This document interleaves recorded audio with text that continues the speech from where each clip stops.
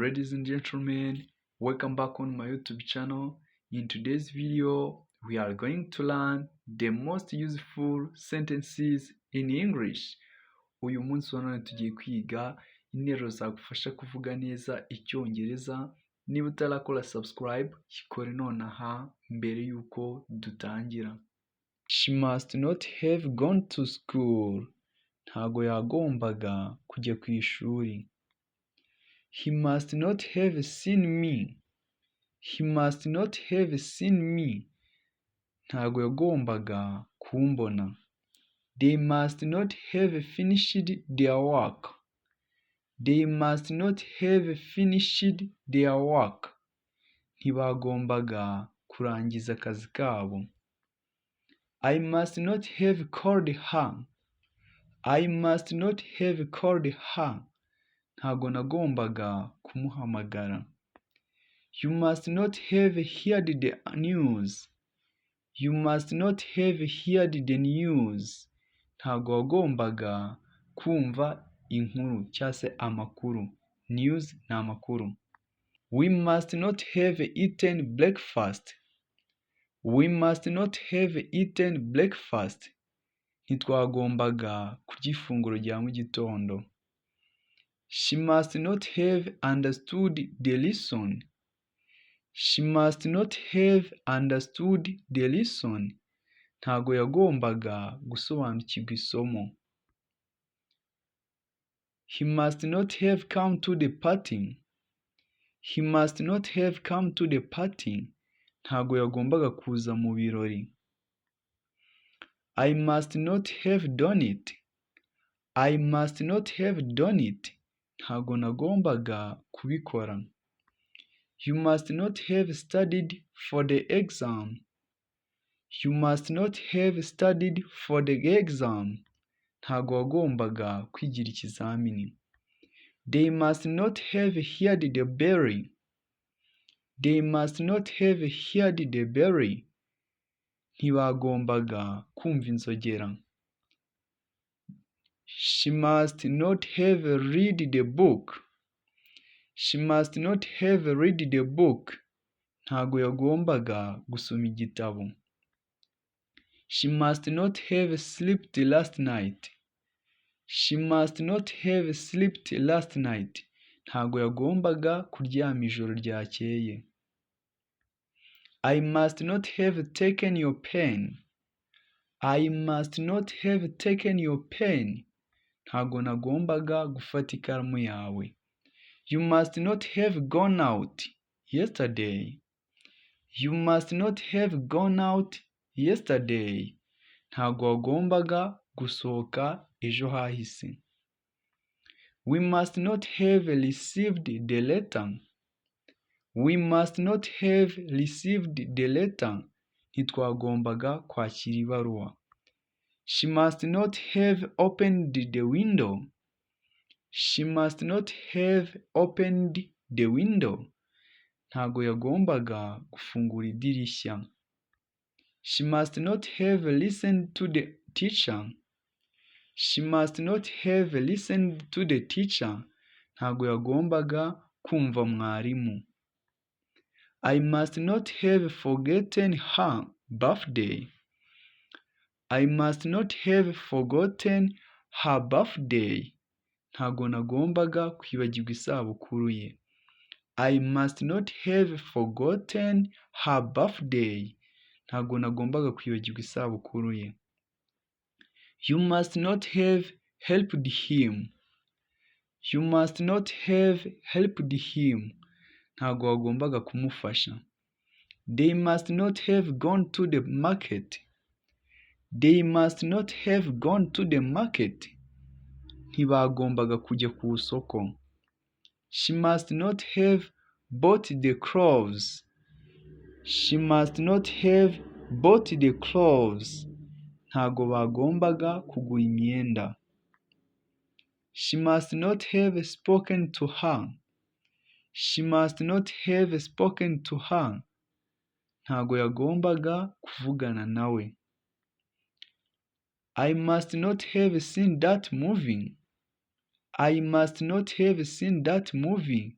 ntago nagombaga kureba iyo filime. You must not have washed the dishes. You must not have washed the dishes. Ntago wagombaga gusukura ibikoresho cyangwa se ibyombo. We must not have cleaned the room. We must not have cleaned the room. Ntitwagombaga gusukura icyumba. She must not have finished her homework. She must not have finished her homework. Ntago yagombaga kurangiza umwitozo we. He must not have paid the bill. He must not have paid the bill. Ntago yagombaga kwishyura fagitire. I must not have known about it. I must not have known about it. Ntago nagombaga kubimenya. You must not have called your mother. You must not have called your mother. Ntago wagombaga guhamagara mama wawe. They must not have left the house. They must not have left the house. Ntibagombaga gusohoka mu rugo basize inzu yonyine. She must not have driven the car. She must not have driven the car. Ntago yagombaga kuyobora imodoka cyangwa se gutwara imodoka. He must not have answered the question. He must not have answered the question. Ntago yagombaga gusubiza ikibazo. I must not have joined the club. I must not have joined the club. Ntago nagombaga kwinjira muri club cyangwa se mu tsinda. You must not have listened to the music. You must not have listened to the music. Ntago wagombaga kumva umuziki. We must not have locked the door. We must not have locked the door. Ntitwagombaga gufunga urugi. She must not have paid attention. She must not have paid attention. Ntago yagombaga kwitaho cyangwa se kwitondera. She must not have eaten lunch. She must not have eaten lunch. Ntago yagombaga kurya ifunguro rya saa sita. I must not have taken the long bus. I must not have taken the long bus. Ntago nagombaga gufata bisi itariyo. You must not have finished your homework. You must not have finished your homework. Ntago wagombaga kurangiza akazi kawe cyangwa se umukoro wawe.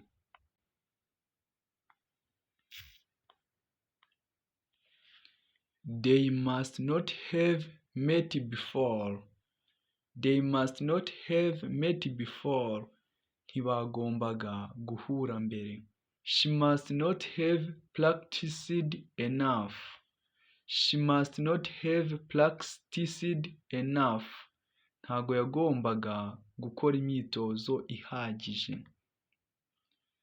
He must not have understood the instructions. He must not have understood the instructions. Ntago yagombaga gusobanukirwa amabwiriza. Mbibutse yuko niba ukeneye kwihugura ku rurimi rw'icyongereza cyangwa se igifaransa, nyandikira kuri WhatsApp number ubona hasi muri screen yawe. Reka dukomeze. I must not have forgotten my keys. I must not have forgotten my keys. Ntago nagombaga kwibagirwa imfunguzo zanjye. You must not have told the truth. You must not have told the truth. Ntago wagombaga kuvuga ukuri. We must not have watched that show. We must not have watched that show. Ntitwagombaga kureba iyo gahunda cyangwa se icyo kirori. She must not have received the message. She must not have received the message. ntago yagombaga kwakira ubutumwa. He must not have fit well. He must not have fit well. Ntago yagombaga kumva ameze neza. I must not have broken the glass. I must not have broken the glass. Ntago nagombaga kumena ikirahuri. You must not have met him. You must not have met him. Ntago wagombaga guhura nawe. They must not have understood the rules. They must not have understood the rules. Ntago bagombaga gusobanukirwa amategeko. She must not have answered the phone. She must not have answered the phone. Ntago yagombaga gusubiza telefoni cyangwa se kwitaba telefoni. He must not have come early. He must not have come early. Ntago yagombaga kuza kare. I must not have remembered her name. I must not have remembered her name. Ntago nagombaga kwibuka izina rye. You must not have paid attention. You must not have paid attention. Ntago wagombaga kwitaho. We must not have prepared well. We must not have prepared well. Ntitwagombaga kwitegura neza. She must not have worn her new dress. She must not have worn her new dress. Ntago yagombaga kwambara ikanzu ye nshya. She must not have taken medicine. She must not have taken medicine. Ntago yagombaga gufata imiti. I must not have tried hard enough. I must not have tried hard enough. Ntago nagombaga kugerageza cyane bihagije. You must not have joined the meeting. You must not have joined the meeting. Ntago wagombaga kwinjira mu nama. They must not have spoken English. They must not have spoken English. Ntago bagombaga kuvuga icyongereza. She must not have opened her bag. She must not have opened her bag. Ntago yagombaga gufungura isakoshi ye cyangwa se igikapu cye. He must not have shared the secret. He must not have shared the secret. Ntago yagombaga gusangiza ibanga. I must not have lost the wallet. I must not have lost the wallet. Ntago nagombaga gutakaza ikofi. You must not have understood the joke. You must not have understood the joke. Ntago wagombaga gusobanukirwa urwenya. We must not have agreed with him.